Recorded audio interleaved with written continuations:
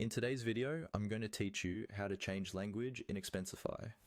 If you use Expensify to manage your expenses, but the interface isn't in your preferred language, adjusting it can make your workflow much easier and more comfortable.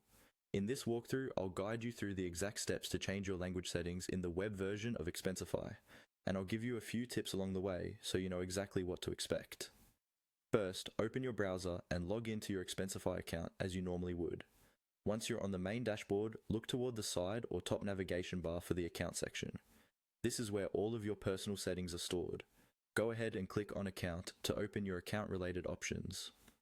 After clicking Account, you will be taken to a page where you can manage different aspects of your profile. From here, you'll want to look for the Preferences area. This is usually labeled clearly as Preferences, and it's the place where Expensify groups together settings that control how the app looks and behaves for you personally. Click on Preferences to open that page. Once the Preferences page loads, you should see several options related to your account experience, such as time zone, notification settings, and similar controls. Among these, there will be a setting labeled Language. This is the option that determines which language the Expensify interface uses for menus, buttons, and other on-screen text.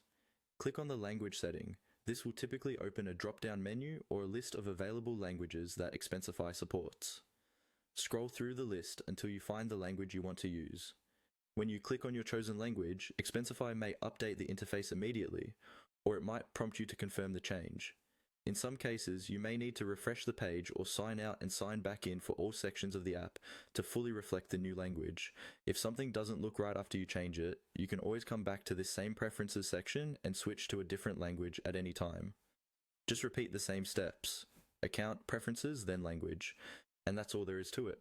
You've now learned how to change the language in Expensify so the app better matches your needs